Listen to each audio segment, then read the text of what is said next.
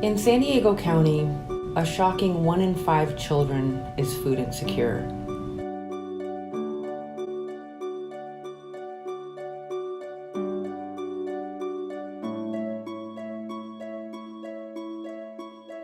Not always having enough to eat can have devastating effects on kids' health, development, and ability to learn. The main thing I want people to know about hunger in our region is that the face has changed, and we need to change how we think about people that are hungry in San Diego.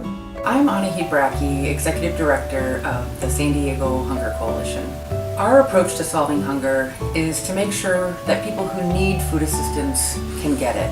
And one of the best ways to do that, especially for kids, is to make it available in their everyday environments. The Hunger Free Kids program works with schools and child development providers to make good nutrition convenient and accessible to all of our children. And the ultimate goal is to ensure that any child in San Diego County has access to 3 nutritious meals each day. The Hunger Free Kids program focuses on 5 best practice strategies for ending child hunger: universal free meals, breakfast after the bell, after-school supper, summer meals, and school-based charitable food distribution. We're the experts in complicated federal nutrition programs. We work with our partners to get new meal programs up and running or to expand and increase participation in existing meal programs. And then these programs are sustained year after year with federal reimbursements.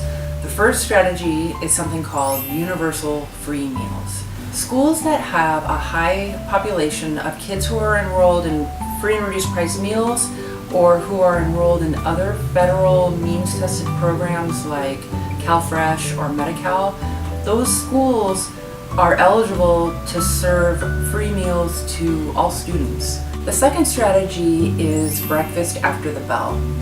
Traditional school breakfast is served in the cafeteria before school starts, but because we've got higher student enrollment and earlier start times, it can make it difficult for kids to arrive early enough to sit down and eat a meal. Serving breakfast after the bell ensures that all kids who need breakfast can get it. Schools have a variety of options to make breakfast part of the school day. Breakfast in the classroom at elementary schools, as Robin says, is the easiest way to get more participation. With breakfast in the classroom, we get them into the classroom and it's just like room service in a hotel. We just roll in the breakfast and we serve the kids. In fact, they serve themselves. Nutrition breaks really work fabulous in middle and high schools. Why? Because we had 4 to 5 minutes additional to the time that they had in passing periods between first and second period. And they're walking to their next classroom and they grab a breakfast and they go to their next class. Our third strategy is after-school meals, and specifically the after-school supper meal. Children eat lunch hours before after-school programs, and they need more than a small snack to get them through the rest of the day. There's a federal program available that will reimburse schools and community-based organizations $3.23 for every meal that they provide to kids in their after-school enrichment programs. The after-school supper meal, it can be the bridge between lunch and dinner. And for some kids, it can be the bridge between lunch and school breakfast the next morning.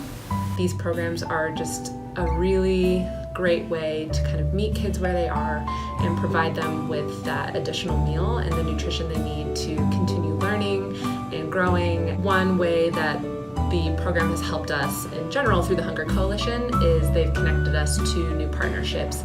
Specifically this year, we started partnering with the Vista Community Clinic. They have an initiative called Project Reach, and we were able to start 2 new meal sites. Combined, we're able to provide over 50 meals Monday through Friday to kids and teens. Our fourth strategy is summer meals. Summer meals are important because they provide nutritious food for kids during the summer months when school meals and after-school meals are not available. Federal summer meal programs also will reimburse the full cost of the meals. The summer meals program in Oceanside actually is very crucial to our residents. Sometimes it could be the only meal that some of these youth are having during the day. It's not a lot of programming that provides actual meals to the students. So we partner with the Oceanside Unified School District, San Diego Hunger Coalition to be able to provide that. Strategy number 5 is filling the gaps with school-based charitable food distributions, such as the mobile school pantry model or the backpack program. These models can be especially effective for reaching the most vulnerable students. Surprisingly, with all of the great work that our community-based partners and our school district partners are doing, we're still only using about 20% of the resources available to us. For our Hunger-Free Kids report, we focused on school breakfast, after-school supper, and summer meal programs. We obtained more than a dozen data sets from the California Department of Education. We combined those with data sets from community-based organizations and other publicly available data sets. We matched and merged all the data and then used it to analyze participation in all the school meal programs to identify opportunities and successes within each school district. Our analysis found that only 40% of kids enrolled in free and reduced price meals are eating school breakfast, only 9% are eating after-school supper, and only 9% of kids enrolled in free and reduced price meals are eating summer meals.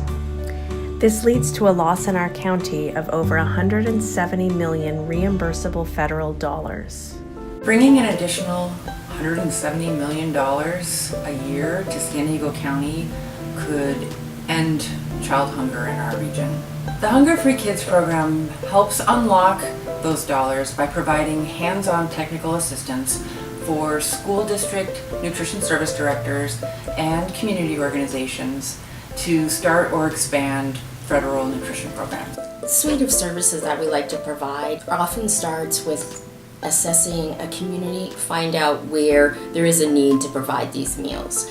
Other things that we have provided is grant writing. We're always certainly understanding nonprofit world and with our schools that there are opportunities, but again, you need to have experience, which the Hunger Coalition does. One of the other kind of real-time opportunities, it's called the Hunger-Free Kids Task Force, and we have sponsors from school districts, community-based organizations, and we also have people who operate activity programs for students in the summer and after school. The Hunger-Free Kids Task Force has been an absolute gem and wealth of knowledge, meeting with us to keep us up to date of all the changes and all of the new players and all of the new organizations that have come up. We have been connected with the YMCA, Somali Families, Interfaith. The list goes on, and the work that they've done is immeasurable. With small upfront investments of time and resources, as a community, we could be leveraging millions of additional dollars each year. In addition to working with schools and nonprofits in these areas, we're also reaching out to parents and community members for help in identifying different sites where these federal nutrition programs can be added. We're especially interested in sites where a large number of kids already gather. Affordable housing developments, libraries, community centers, rec centers, or churches and other places of worship. Together as a community, we can all help ensure that our children have their best chance at future success.